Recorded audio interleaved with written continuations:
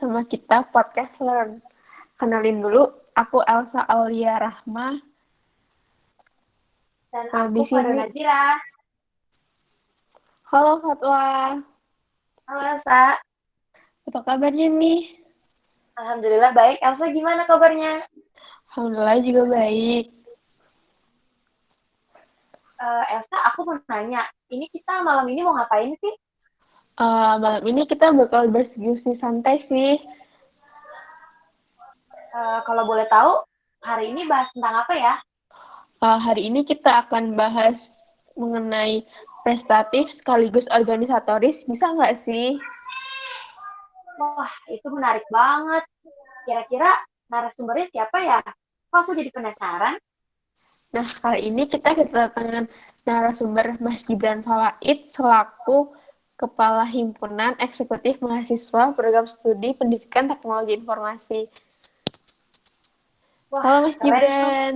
Halo Mas Halo, Gibran. halo semua. Oh, apa kabarnya nih Mas Gibran? Alhamdulillah. Mas Gibran lagi sibuk apa nih? Sibuk ngurus PKL sama project dikit-dikit. Oh, kalau boleh tahu Semangat proyek apa Mas. itu Mas? Bro, langsung ngomong project nih. Ya, beberapa project ya bikin web, ngurus benerin aplikasi dan lain-lain lah seperti itu. Oke. Aku mau nanya nih sama Mas Gibran. Ya, boleh. Eh, Menurut Mas Gibran, prestatif sekaligus organisatoris tuh mungkin nggak sih Mas? Eh, Menurut aku ya prestatif sama organisatoris tuh mungkin, tapi nggak bisa yang berlebihan, nggak bisa organisasinya double-double sampai lupa tidur dan segala macem. Prestasi juga ya nggak bisa kayak Mas Syarifudin, Mas Muhammad Syarifudin, tahu kan prestasinya yang Tahu-tahu. menumpuk banget itu. Saya rasa kalau misalnya organisatorisnya banyak dan prestasinya juga banyak itu hal yang sulit. Jadi memang harus imbang. Kalau ditanya mungkin atau enggak, mungkin kok.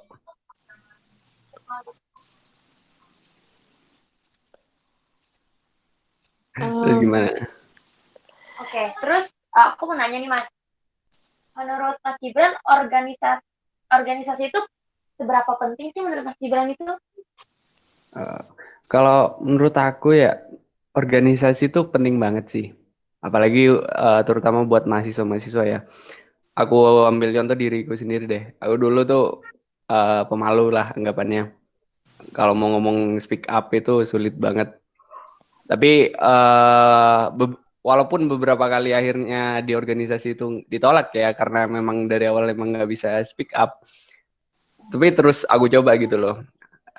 Dan di dalam organisasi beberapa organisasi yang pernah aku lewatin nih semuanya itu akhirnya aku sendiri berproses dari yang awalnya memalu jadi bisa ngomong sampai dulu tahun lalu di PK2 sempat berikan sambutan pas tahun 2017 sampai kok 2017 sih 2018 2019 aku sempat sambutan. Ya kalau misalnya aku mungkin nggak ikut organisasi mungkin aku cuma sekedar pulang kuliah dan lain-lain dan nggak ada perkembangan gitu loh. Jadi organisasi memang saya rasa hal yang wajib mahasiswa ikutin sih seperti itu. dari cerita Mas Gibran tadi kan Mas Gibran kayak sempat ketolak gitu kan aku daftar organisasi. Mas Ya. Gibran pernah nggak sih kepikiran kayak entar aku mau jadi ketua di IMBTI atau aku mau jadi ketua nih di organisasi ini. Buat jadi apa ya ketolak dan segala macem ya itu sebagai bahan evaluasi sebenarnya sih kan misalnya dulu aku ditolak di salah satu kepanitiaan mahasiswa baru lah ya. Itu apa yang kurang dari aku belajar banyak, coba dievaluasi lagi diri aku gitu. Terus cita-cita jadi ketua itu sebenarnya apa ya bukan hal yang emang dari maba pengen jadi ketua himpunan, nggak gitu dari awal. Jadi dari awal masuk itu tahu program studiku itu PTI ini C, itu udah ada apa ya, rasa minder lah. Kayak kok aku malah masuk di prodi yang C gitu loh, apa kurang gitu. Akhirnya aku berpikiran gimana caranya program studi ini jadi bagus gitu loh. Aku mikir akhirnya kembangin sumber daya manusianya. Nah mulai dari situlah mulai ambisi-ambisi lah. Mulai dari nyalon ketua angkatan yang akhirnya tidak dapat waktu itu. Yang pengen kayak sekarang bikin program kerja learn yang biar mahasiswa-mahasiswanya lebih apa ya, lebih teredukatif lah istilahnya, lebih sumber daya manusianya lebih baik lagi seperti itu. Akhirnya ya gimana caranya melaksanakan itu ya akhirnya tetap jadi ketua gitu, seperti itu.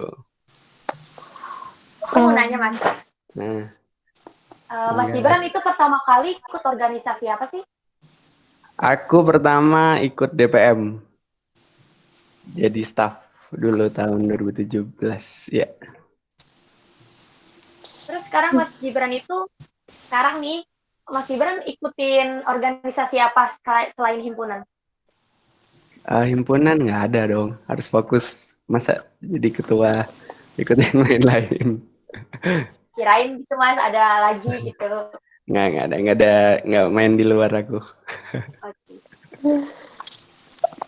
Sama sih Mas, aku dulu kayak sempet kepikiran misal gitu kan, apa nih masuk PTI prodinya C, terus kayak ya udah akhirnya kan udah terlanjur nih, masa aku mau basa-basa doang sekalian berenang deh. Akhirnya kayak aku pikir aku harus bisa survive nih di fakultas, aku harus bisa nunjukin gimana sebenarnya prodi aku, ngenalin prodi ke Betul tuh. fakultas dan jurusan lain yang menganggap mereka sebelah mata, dan akhirnya sekarang prodi kita Jadi berakreditasi A. Oh. Alhamdulillah. Alhamdulillahnya sekarang udah ya, walaupun udah sampai A, saya rasa SDM-nya harus tetap meningkat lah, masa A kurang gitu. Iya, setidaknya kayak usaha kita selama ini buat memperkenalkan PTI berubah hasil. Alhamdulillah. Tapi itu lebih sulit sih karena kita kan harus menjaga itu ya, aktivitas kita Iya. tuh jangan sampai turun, kayak itu harusnya lebih sulit daripada mencapai ke A. Nah, itu PR kalian sebenarnya. Kan nanti yang ngurus himpunan kan akreditasi lagi itu 5 tahun lagi kemungkinan ya. Ngurus akreditasi paling nggak 4-5 tahun lagi ya. Gimana kalian ngurus adik-adik kalian nanti jadi orang-orang yang berkualitas yang akhirnya bisa manage orang-orang lagi dan akhirnya akreditasinya tetap bertahan di A. Doakan kami mampu ya Mas. Amin, amin. Bisa kok, Wah, bisa. bisa, kok bisa. Oke, Elsa mau tanya lagi. Aku mau nanya nih, kalau menurut Mas Gibran sendiri nih, Mas Gibran tuh orangnya lebih cenderung ke prestatif atau lebih cenderung ke organisatoris? Kalau cenderung ya, aku rasa di organisatoris sih daripada prestatif. Tapi kalau misalnya ditanya persenannya ya 4, yo masa aku bilang aku berprestasi kayak narsis sekali. Nggak Ya apa-apa. 40-60 lah, 60 di organisatoris. Maksudnya intervalnya nggak terlalu jauh lah kayak gitu. Oh iya, aku mau ngucapin selamat nih buat Mas Gibran yang kemarin baru keterima program fast track ke FOMUB. Alhamdulillah. Boleh diceritain nggak sih Mas perjuangannya mencapai atau tahap-tahapan seleksi program fast track? Kali aja pendengarnya di sini ada yang mau coba juga program itu. Gini, aku dulu tuh pernah ngomong ke temanku, kalau misalnya PTI ada program double degree, nambah 1 tahun pun tak ambil. Misalnya jadi SPDS-Kom ya, aku mikirnya dulu. Terus sempat nanya Pak Satrio soal hal itu. Pak, kira-kira gimana kalau misalnya ada double degree ini, apa mungkin gitu? Kata Pak Satrio ya, nggak mungkin kalau misalnya emang mau ya sambil kuliah di universitas lain katanya. Terus nggak tahu ya jalannya Tuhan ya, orang nggak tahu tiba-tiba ada program studi fast track ini. Ya, yang tadinya aku pengen SPD Eskom, ada Mkom. Ya, alhamdulillah dari orang tua juga support. Malah orang tua aku yang apa ya, yang sangat ingin anaknya jadi S2. Jadi ya udahlah, mau nggak ada kesempatan ambil aja seperti itu. Ya buat adik-adik, kalau misalnya pengen melanjutkan ke S2, pengen jadi dosen ataupun apa ya, harganya lebih mahal lah dirinya, harga dirinya. Ya silakan join Fast Track UB. Mungkin Fatwa mau join juga seperti Mas Gibran. Mungkin ya kalau misalkan ada dapet hidayah, nanti bisa dicoba. Insya Allah doain aja. Bisa di Siapa luar tahu kan fakultas. rezeki mah nggak ada kemana. Bisa di luar fakultas loh. Mau main di fakultas lain juga boleh S2-nya. Semoga Fatwa bisa ya menyebut hidayahnya supaya bisa menyusul Mas Amin. Gibran. Amin, Amin, amin. doain aja ya teman-teman.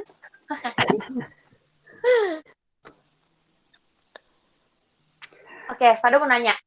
Ya, enggak. Gimana sih cara Mas Gibran itu membagi waktu supaya bisa mengikuti organisasi tapi tetap memiliki prestasi? Ini pertanyaan yang setiap orang tanya mungkin ya ke orang-orang yang organisasi ini dari maba. Iya. Gimana ya? Kalau secara apa ya? Secara lebaynya lah, ya emang harus membagi waktu bla bla bla bla segala macam. Tapi dari aku pribadi sendiri ya, aku mungkin orang yang sedikit deadlineer. Artinya kalau misalnya bisa nanti, oke lah kerjakan nanti gitu loh. Nah, tapi bukan berarti aku deadline kayak ini dikerjakan nanti, itu bukan karena suatu alasan yang tidak jelas gitu loh. Karena memang ada pekerjaan lain, akhirnya ini kerjain nanti. Akhirnya pada akhirnya tugas-tugasnya itu banyak yang di akhir kayak gitu, deadline seperti itu.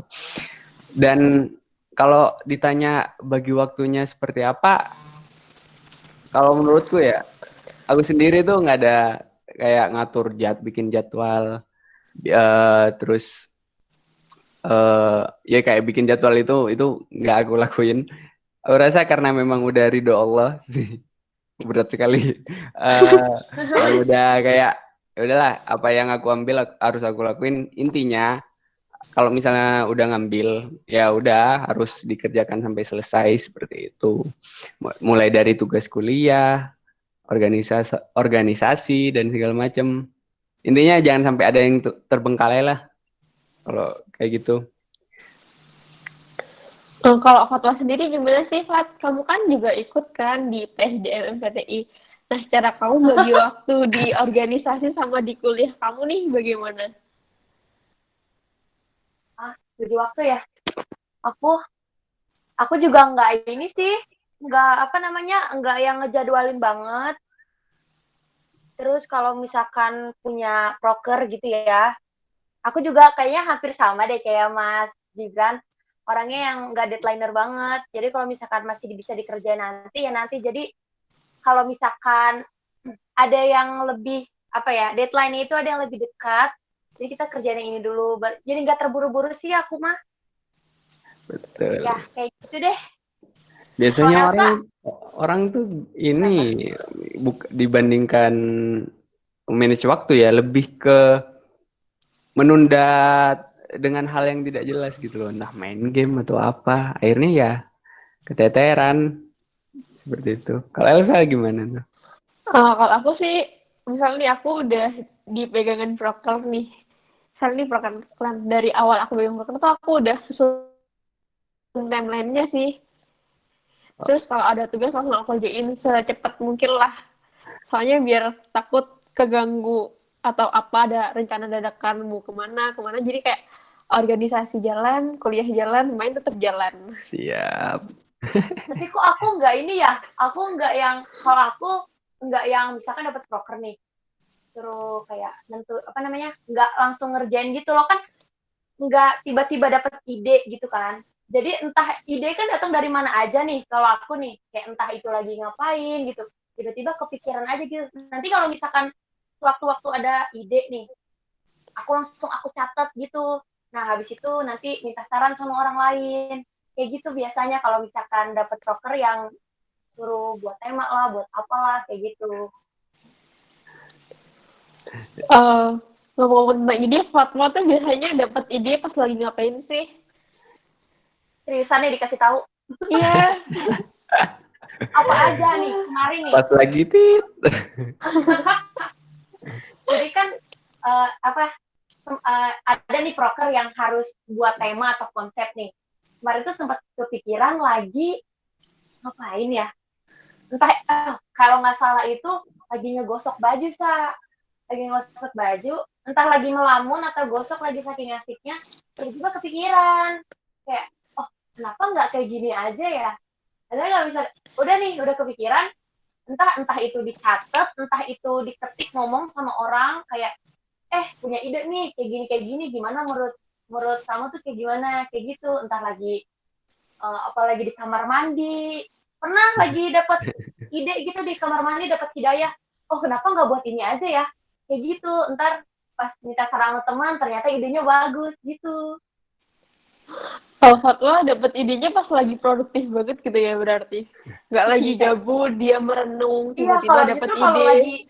kalau lagi diem justru malah nggak bisa mikir. Kalau dipaksa buat mikir ide apa ya, kalau dikejar-kejar tuh malah nggak nemu gitu.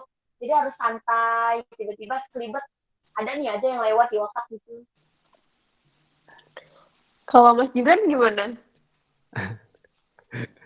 Ide apa ya? Ya kalau udah sekarang banyak apa ya?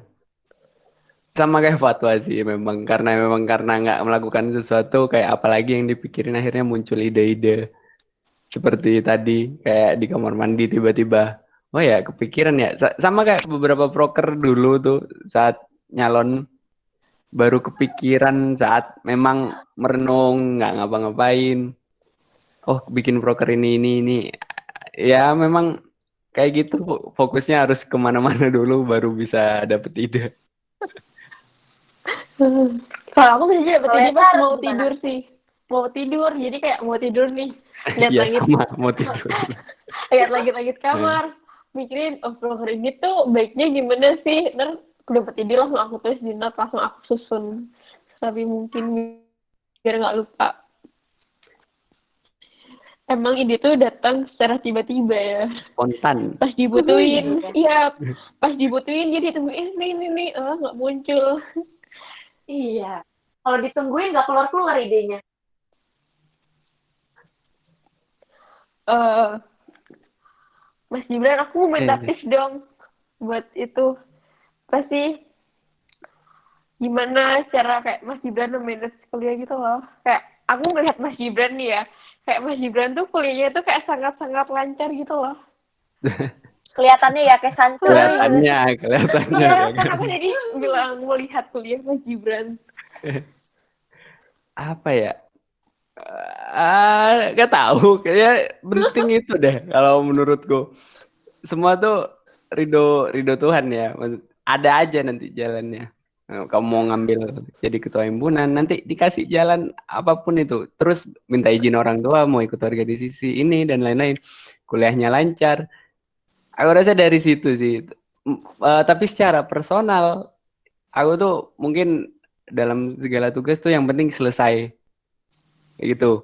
Mau nanti kerjanya nanti kalau misalnya pokoknya harus selesai. Jangan sampai ada kerjaan yang telat ataupun ya telat dikit-dikit lah mungkin ada ya mungkin sampai nggak dikerjakan gitu loh kayak misalnya tugas kuliah wah ini nggak gue kerjain udahlah bodo amat dosennya juga baik misalnya kayak gitu ya itu kayak gitu-gitu nggak boleh emang secara personal apa ya harus tanggung jawab lah pada tanggung jawabnya masing-masing kayak gitu. Kalau lancar ya adalah struggle-strugglenya ada pengorbanan lah dalam proses kuliahku entah itu dari kesehatan ya mungkin ya ataupun lain-lain seperti itu. Berarti Mas Gibran pernah nggak sih nugas gitu sampai pagi terus sampai sakit? Sering ya, Eh, Mas? sampai sakit tuh pernah ya, pernah. Kalau dibilangin pernah, tapi nggak terlalu sering lah. Kalau sampai pagi pernah juga sih. Pasti semua mahasiswa pernah lah begadang cuma ngerjain tugas. Semuanya pernah dilewatin. Ya, proses lah dinikmatin aja gitu.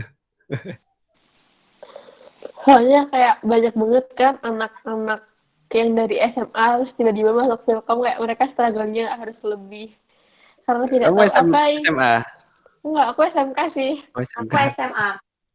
Aku Aku SMA. aku SMK RPL. Jadi ya udahlah, Hmm.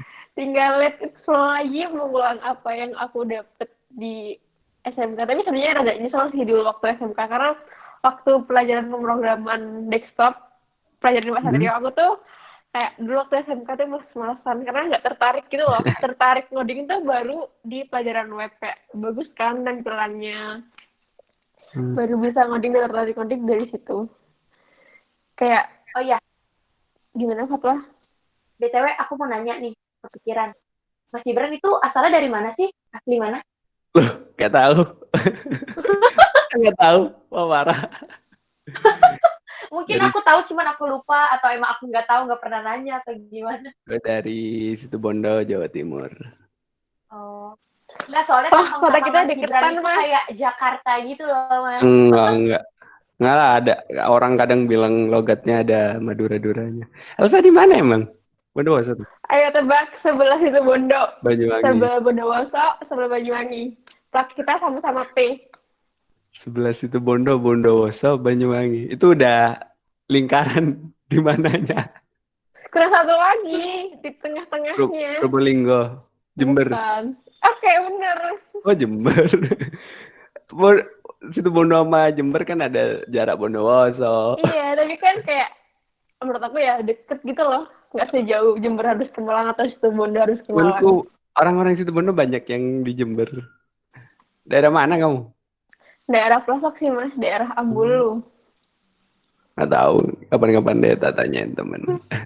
Hmm. Aku tidak tahu daerah Jawa Timur selain Malang, Jombang, Panjen, udah di sini. Fatwa tuh asal mana sih? Tangerang. Oh, Jauh saya mah. jauh ya. Jauh banget.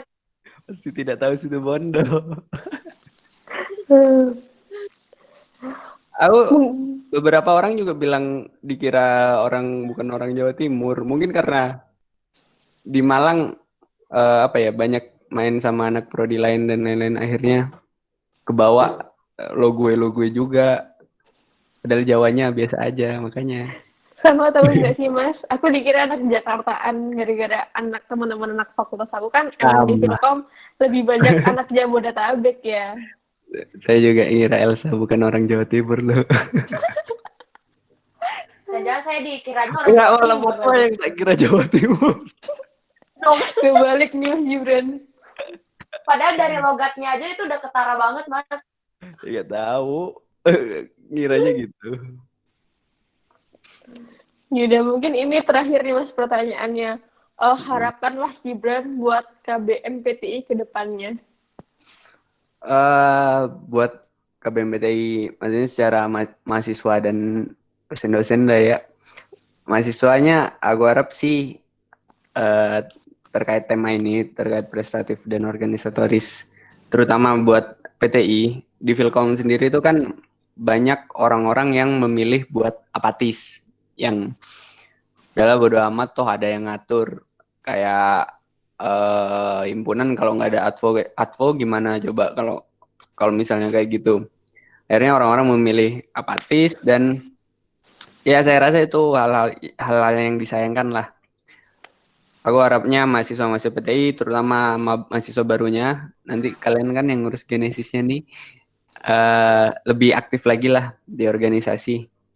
Kalau misalnya memang mau berambisi, bolehlah berambisi, tapi nggak usah sampai apa ya, terlalu berambisi juga nggak baik. Segala sesuatu yang berlebihan kan nggak bagus. Terus buat dosen-dosen, aku rasa dosen-dosen PTI cukup baik lah ya. Aku sampai proses sampai segini juga. Kalau misalnya nggak gara-gara dosen PTI juga, mungkin nggak terlalu sejauh inilah. Contohnya kayak dulu, aku kan dari SMA ya nggak tahu ngoding, terus dipuji lah istilahnya sama salah satu dosen, akhirnya bikin aku semangat belajar dan akhirnya sampai sekarang ini. Jadi aku rasa buat dosen-dosen PTI mungkin kalau misalnya dosen-dosen PTI melihat ini sering-sering pujilah mahasiswanya biar senang daripada dibuat tegang ya kan. Iya, bener banget. Dan semoga akreditasi kita terus bertahan di A, amin. Itu aja deh. Amin. Kalau dari Fatwa gimana? Harapannya buat KBM PTI ke depannya? Ya, semoga KBMPTI tetap kompak, terutama dari angkatan awal banget, atau alumni-alumni sampai akhir itu masih tetap kompak, komunikasi. Pokoknya, ya yang terbaik buat KBM lah. Terus juga, ya semoga benar akreditasi kita tetap di A gitu, nggak turun, tetap di A lah pokoknya. Amin. Amin. Cukup kali ya kita ngobrol hari ini. Sampai ketemu sama kita lagi di podcast selanjutnya. Selamat malam dan sampai jumpa. Dadah. Terima kasih Mas Gibran. Selamat istirahat.